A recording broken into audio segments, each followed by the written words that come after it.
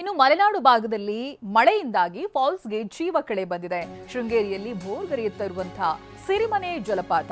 ಚಿಕ್ಕಮಗಳೂರು ಜಿಲ್ಲೆ ಶೃಂಗೇರಿಯಲ್ಲಿದೆ ಸಿರಿಮನೆ ಫಾಲ್ಸ್. ಬಹಳಷ್ಟು ಜನ ಇಲ್ಲಿಗೆ ವಿಸಿಟ್ ಮಾಡ್ತಾರೆ ಪ್ರವಾಸಿಗರು. ಬೆಟ್ಟದಿಂದ ಬಂಡೆ ಸೀಳಿಕೊಂಡು ನೀರು ಧುಮ್ಮಿಕ್ತಾ ಇದೆ. ಹಾಲ್ ನೊರೆಯಂತೆ ಕಾಣ್ತಾ ಇದೆ. ಈ ದೃಶ್ಯವನ್ನ ನೋಡೋದೇ ಚಂದ, ಕಣ್ಣಿಗೆ ಹಬ್ಬ ಇದ್ದಂತೆ. ಮಲೆನಾಡು ಭಾಗದಲ್ಲಿ ಮಳೆಯಾದಾಗ ಸ್ಪೆಷಲಿ ಶೃಂಗೇರಿಯಲ್ಲಿ ಯಾವ ರೀತಿಯಾದಂಥ ದೃಶ್ಯ ಇದೆ ನೋಡಿ. ಸಿರಿಮನೆ ಜಲಪಾತ ಇದು ಚಿಕ್ಕಮಗಳೂರು ಜಿಲ್ಲೆ ಆಗುತ್ತೆ. ಲಕ್ಷಾಂತರ ಸಂಖ್ಯೆಯಲ್ಲಿ ಪ್ರವಾಸಿಗರು ಹೋಗ್ತಾರೆ ಈ ಭಾಗಕ್ಕೆ. ಬಟ್ ಜಾಗೃತೆಯಿಂದ ಇರಬೇಕು. ಈ ಫೋಟೋ ಶೂಟ್ಗಳು ಮಾಡೋದು, ರೀಲ್ಸ್ಗಳು ಮಾಡೋದು, ಇದಕ್ಕೋಸ್ಕರ ಇನ್ನೇನೇನೋ ರಿಸ್ಕ್ಗಳನ್ನು ತಗೊಳ್ಳೋದು ಮಾಡಬಾರ್ದು. ದೂರದಲ್ಲೇ ನಿಂತು ಪ್ರಕೃತಿ ಸೌಂದರ್ಯವನ್ನ ಸವಿಬೇಕು. ಚಿಕ್ಕಮಗಳೂರು ಶೃಂಗೇರಿಯ ಸಿರಿಮನೆ ಜಲಪಾತ ಯಾವ ರೀತಿಯಾಗಿ ಕಂಗೊಳಿಸ್ತಾ ಇದೆ ನೋಡಿ. ಹಾಲ್ ನೊರೆಯಂತೆ ಕಾಣ್ತಾ ಇದೆ. ಬೆಟ್ಟದಿಂದ ಬಂಡೆಯನ್ನ ಸೀಳ್ಕೊಂಡು ಧುಮ್ಮಿಕ್ತಾ ಇರುವಂತ ನೀರಿದು. ಅಭಿ, ಪಾರ್ಟ್ನರ್ಶಿಪ್ ಫರ್ಮ್ ಸ್ಟಾರ್ಟ್ ಮಾಡಬೇಕಾ ಅಥವಾ ಪ್ರೈವೇಟ್ ಲಿಮಿಟೆಡ್ ಕಂಪನಿ ಸ್ಟಾರ್ಟ್ ಮಾಡಬೇಕಾ? ಕನ್ಫ್ಯೂಷನ್ ಯಾಕೆ? ಒಬ್ಬ ಎಕ್ಸ್ಪರ್ಟ್ ಜೊತೆ ಮಾತಾಡು. ಎಕ್ಸ್ಪರ್ಟಾ? ಎಲ್ಲಿ? Boss Vala. B the boss.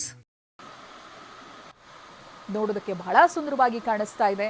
ಮಳೆಗಾಲದಲ್ಲಿ ಚಿಕ್ಕಮಗಳೂರು ಭಾಗಗಳನ್ನ ನೋಡೋದೇ ಚಂದ. ಶೃಂಗೇರಿಯ ಸಿರಿಮನೆ ಫಾಲ್ಸ್ನ ದೃಶ್ಯ, ಹಾಗೆ ಪ್ರವಾಸಿಗರು ಕೂಡ ಭೇಟಿಯನ್ನ ಕೊಡ್ತಾ ಇದ್ದಾರೆ. ಎರಡು ದೃಶ್ಯಗಳು ನೋಡಿ. ಒಂದು ಚಾರ್ಮಾಡಿ ಘಾಟ್, ಇನ್ನೊಂದು ಸಿರಿಮನೆ ಫಾಲ್ಸ್. ಚಾರ್ಮಾಡಿ ಘಾಟ್ ಸೆಷನ್ ಅಲ್ಲಿ ನೀವು ಹೋಗಬೇಕಾದ್ರೆ ಅಲ್ಲಲ್ಲಿ ಈ ರೀತಿಯಾಗಿ ಕೃತಕ ಜಲಪಾತಗಳು ಸೃಷ್ಟಿಯಾಗಿರುತ್ತೆ. ಬಹಳ ಸುಂದರವಾಗಿ ಕಾಣಿಸ್ತಾ ಇರುತ್ತೆ. ಬಟ್ ಅಗೇನ್ ಪ್ರವಾಸಿಗರಿಗೆ ಹೇಳ್ತಾ ಇರೋದು, ದಯವಿಟ್ಟು ಯಾವುದೇ ರಿಸ್ಕ್ ತಗೊಳ್ಬೇಡಿ.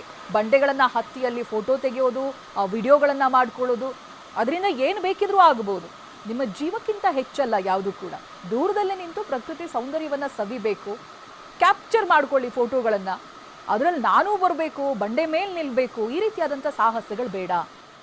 ಎರಡೂ ದೃಶ್ಯಗಳು ಬಹಳ ಸುಂದರವಾಗಿದೆ. ಚಾರ್ಮಾಡಿ ಘಾಟ್ ಚಿಕ್ಕಮಗಳೂರು ಒಂದು, ಇನ್ನೊಂದು ಸಿರಿಮನೆ ಜಲಪಾತ. ಬಹುಶಃ ಕರ್ನಾಟಕ ಸೇರಿದಂತೆ ಬೇರೆ ಬೇರೆ ರಾಜ್ಯಗಳ ಜನ ಕೂಡ ಇಲ್ಲಿಗೆ ಬರ್ತಾರೆ. ಪರಿಚಯ ಇರುವಂಥ ಸ್ಥಳ ನಿಮಗೆ. ಬಟ್ ಮಳೆಗೆ ಯಾವ ರೀತಿಯಾಗಿ ಕಾಣಿಸ್ತಾ ಇದೆ ಅನ್ನೋದನ್ನ ನಾವು ತೋರಿಸ್ತಾ ಇದ್ವಿ.